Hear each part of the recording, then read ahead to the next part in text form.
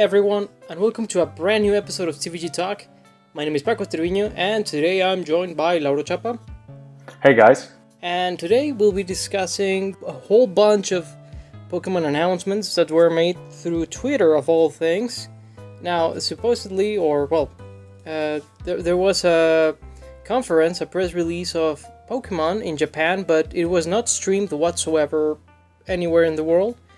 But thankfully, through official media, through video game journalists, we got the plethora of announcements anyway. And, they included a game for mobile devices and Switch, in the vein of Pokemon Rumble, but with a new art style.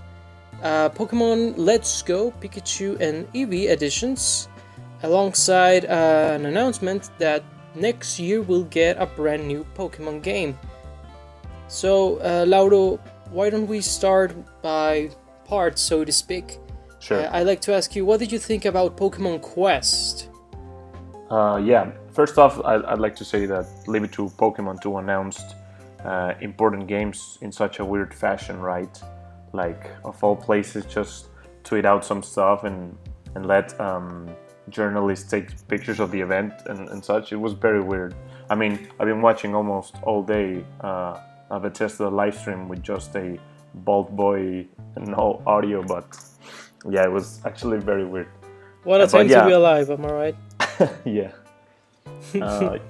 Pokemon Quest, I mean, it seems fine. I honestly haven't never played Pokemon Rumble games. I know that they have a fan base, of course, not as big as the actual Pokemon games or not even as Pokemon Go. The only thing that I worried or didn't like was the new art style. I mean, I know that the Pokemon Rumble games are not like the most the best graphics out there and the best art style you can get, but I thought that this one in particular was a step back from that. Other than that, the game seems pretty fine. I mean, it's free to play. It's already out actually, and just on the Switch, not on the mobile yet. So yeah, that's what I thought. Yeah, I agree with you. I do believe that it's a step back from the Pokemon Rumble art style. It's even more minimalistic and polygonal. My guess is that the idea is that since you can use pretty much, a very old phone that can access the Android store or the Apple store, maybe their goal was to make it available for as many devices as possible. Yeah, I hope that would be the idea. I mean, just based on the fact that they did that, and also they've been making the Pokemon Go art style more minimalistic throughout the years. I don't know if you've noticed, but they use more the sprite art and whatnot. So maybe it has to do with that. But yeah, I do believe it's a step backwards. I mean, we already have a free-to-play Pokemon Rumble game in the 3DS that it's called Pokemon Rumble World, I think. Uh-huh. And I don't imagine it being too different from that, honestly. Just a new take on the same concept, so to speak. Like the Pokemon, how do you say, I don't know, I don't want to call it a beat 'em up. It's too simplistic for that, but it's pretty much that. Yeah.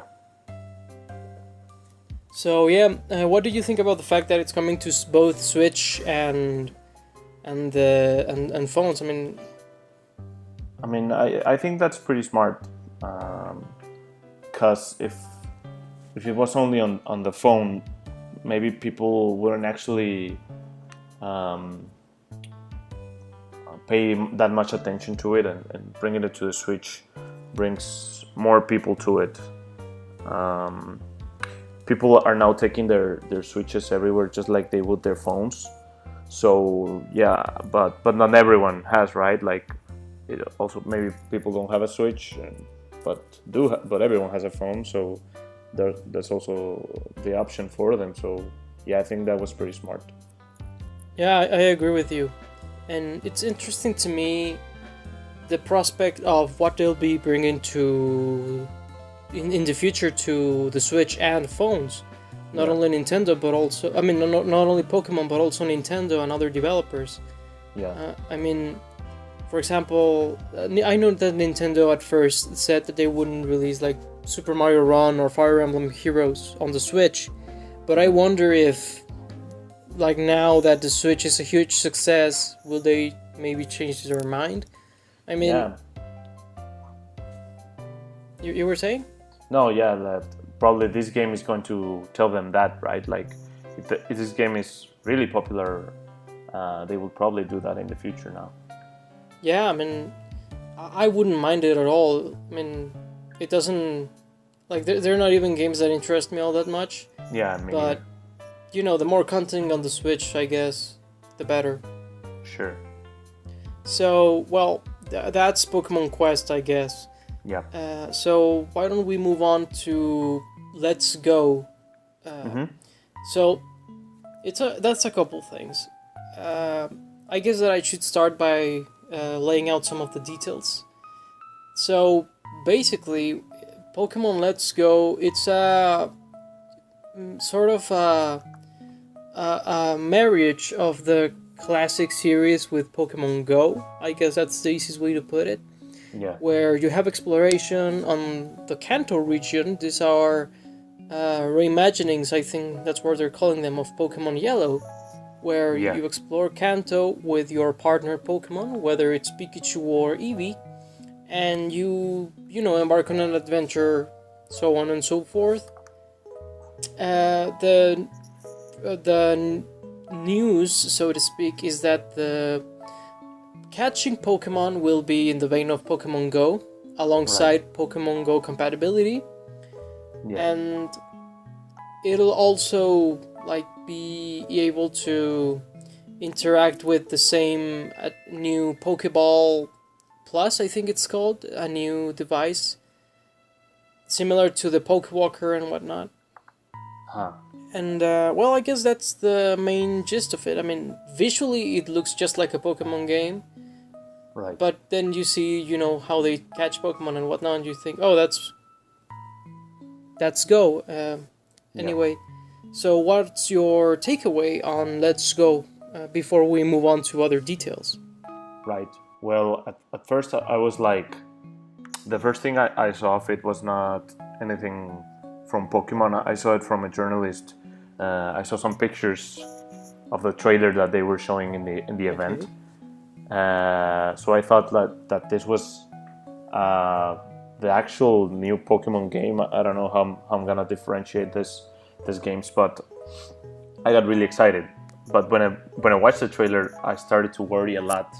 I saw that first they had Pokemon Go on there, and I thought like, oh, this is rough.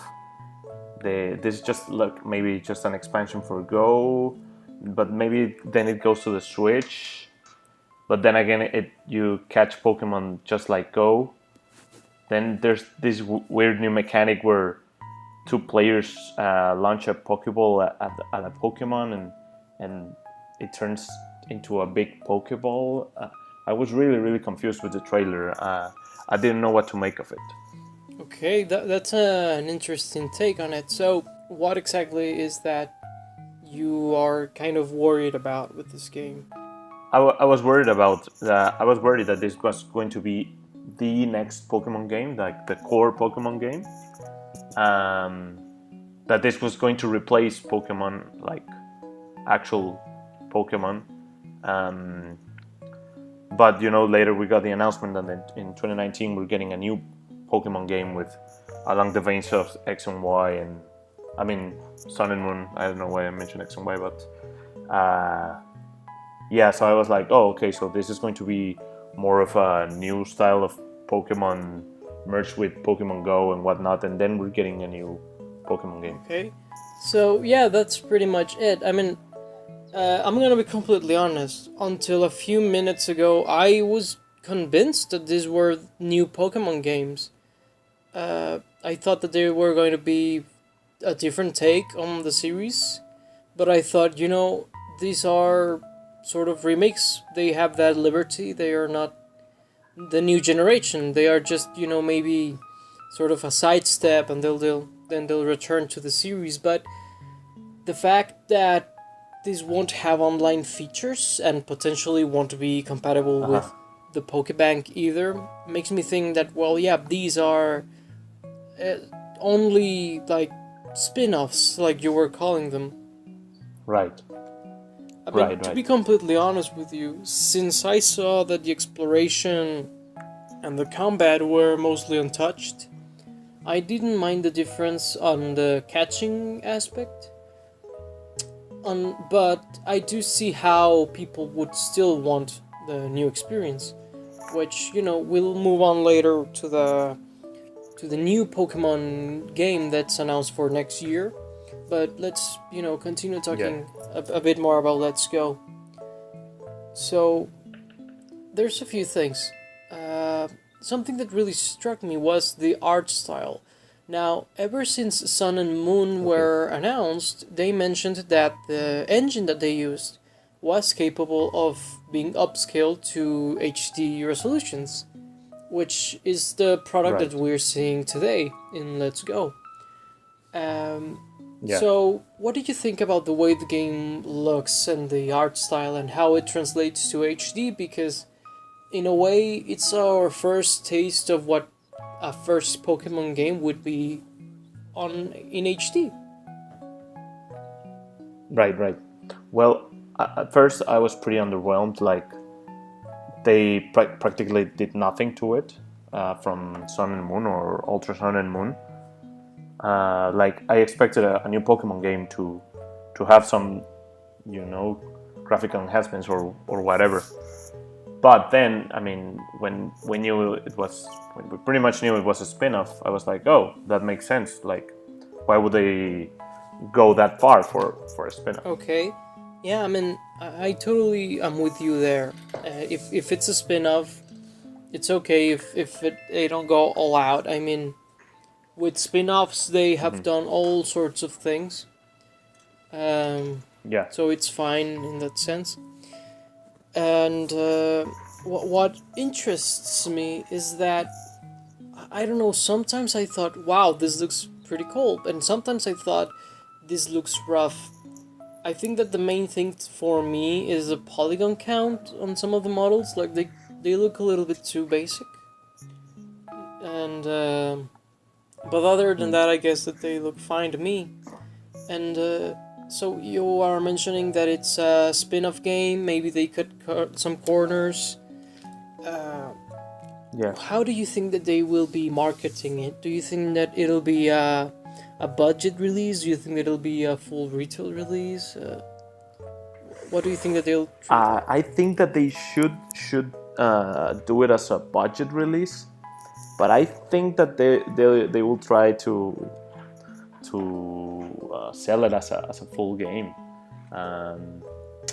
I mean, I'm seeing no signs of them trying to make it a budget release. I mean, they're calling it like a first entry to the real Pokemon series for new fans, and they don't want to use the word spin-off and whatnot.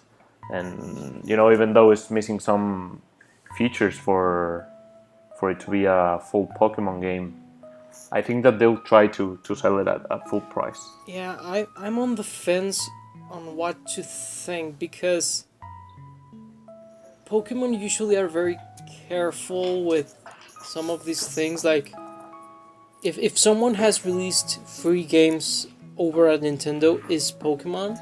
I mean, granted, it's Pokemon Shuffle and Pokemon Rumble World and whatnot, like bite-sized games. But what I'm getting at is that Pokemon goes a lot in the route of, I don't know, accessibility.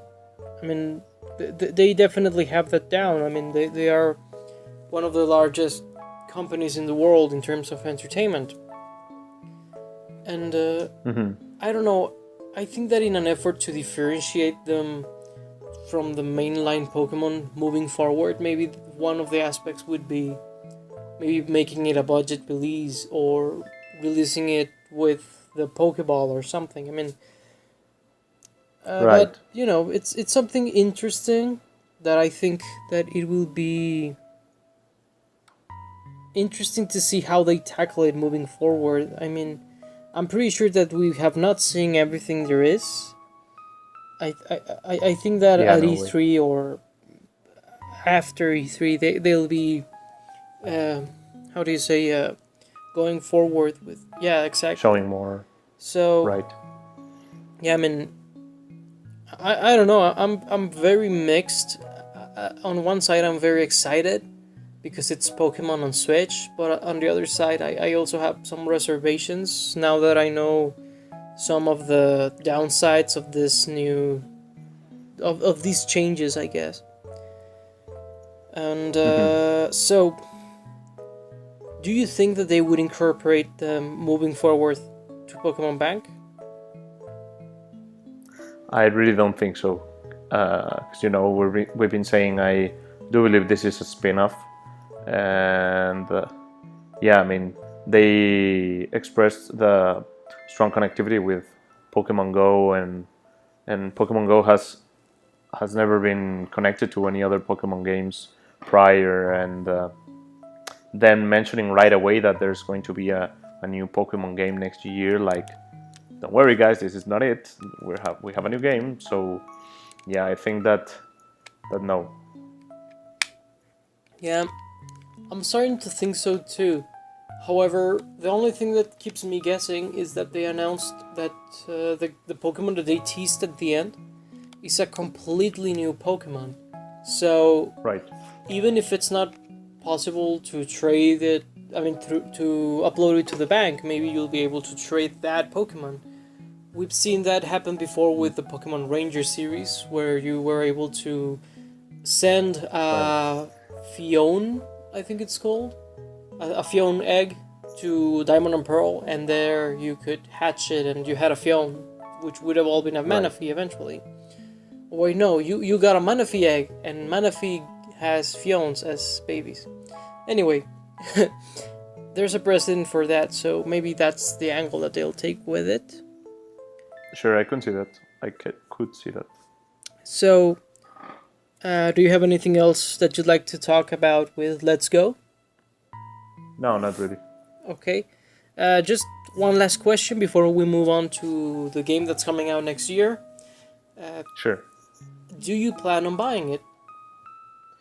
I really don't think so. I mean, as I said, I don't believe it's going to be a budget title, and even if it was, maybe, I don't know, depending on the dates, I have to see if nothing else is coming out, or if I'm bored of the games that I already have. But being that it's coming out in November, I really don't think that there's nothing else coming out on Yeah, those dates. So probably not. okay. It's a maybe for me. I need to know more. That's pretty much my thing. Right. Well, let's move on to the Pokemon games that are coming out next year. So, Yeah. we don't know a lot of things about them, but let's go through some of the stuff that we do know. We know that it's not going to be a remake, especially not Heart Gold and Soul Silver, or Gold and Silver, whatever. Right. They did specify that it's going to be a new generation. What's your reaction to that particular aspect, for example? I'm sorry, that is going to be new. Yeah, the game coming out next year, they specifically Uh-huh. said that it's not gonna be a remake. It's gonna be a new region. Yeah, yeah, yeah. Yeah, I mean, that's actually, you know, I don't know if it's surprising or not. I mean, a lot of people were expecting it to be a remake of Gen 4, I think. But at the same time, I didn't think that the first uh, core Pokemon game on the Switch was going to be a remake. But still, at the same time, Sun and Moon is wasn't out like super long time ago. Not at all. So yeah, so it's surprising and not surprising, but surprising at the same time. But yeah, I mean, I think it's good because I think that they'll revamp everything. The graphic style, mechanics, everything. So a new generation comes with that. Yeah, I mean, I'm totally cool with it being a new generation, and I was really hoping that a new game on the Switch would be, well, completely different from what we have on 3DS. I mean, it would be kind of a bummer if it was pretty much the same as Sun and Moon. Yeah, However, I'm kind of on the fence that, Sun and Moon are very recent, honestly. right. They are like a year and a half old, so Uh huh. yeah, it seems like way too soon. We're talking about a lifespan of what, 2 years, maybe three at most. Yeah, probably three. So yeah, it's a little too soon for my taste. But I guess that they really didn't want to make Sun and Moon for the Switch. They didn't believe on the Switch when it came out, so I guess this is them playing catch up. I mean, I'm checking now, and Pokemon X and Y came 3 years before Sun and Moon. So Wow, yeah, I guess the time is moving faster for me now because it did not feel like only 3 years. But well, I guess that's it. And this is actually something that happens to Pokemon a lot, doesn't it? Black and White came out like at the same time as the 3DS, if I'm not mistaken. I really don't remember. Well, the thing is, they have been doing this kind of weird stuff with Nintendo's handhelds in the past, so I'm also not Right. surprised that this is happening.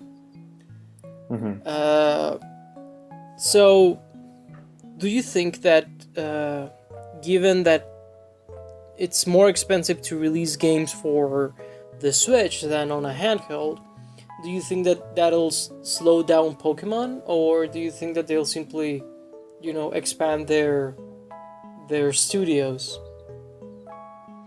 I mean, I think they'll probably expand it. I think that with Let's Go Eevee and Let's Go Pikachu being developed by Game Freak, it's already a sign that they have expanded.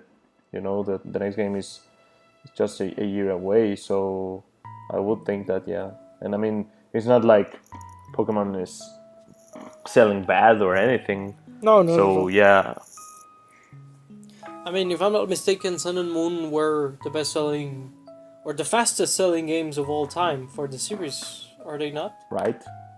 Yeah, I think so. Yeah. Yeah. So yeah, they don't have much to worry about. I don't know. Do you have any expectations for these games? I really don't know what to expect. I don't know if I want a gym system to be back. Alola ditched that, and it was quite a breath of fresh air. But I don't know if I would stand it once again, or like, because I liked it, but I don't know if I liked it better than the classic gym system. Maybe if they try something completely new, like not the trials and not the gyms, I would maybe want that. So yeah, I mean, other than that, I don't know what to expect. That's actually very interesting that you mentioned that, because if I'm not mistaken, Ultra Sun and Ultra Moon brought them back for some like remade gyms or something like that. If I'm not mistaken, I there was really some. haven't played that game. Yeah, me neither. I mean, it seemed way too similar to Sun and Moon in many areas. Yeah. But I mean, I'm pretty sure that it won't be like it was in Alola. I'm pretty sure. If it's not gyms, it's something else. Because they treated it all the time like, oh, this is an Alolan thing where you have these challenges that are kind of like tribal or something like that. Yeah. Well, I guess that as more news come out for those games, we'll be, talking more about them going forward. Do you have Definitely. anything? I'm sorry.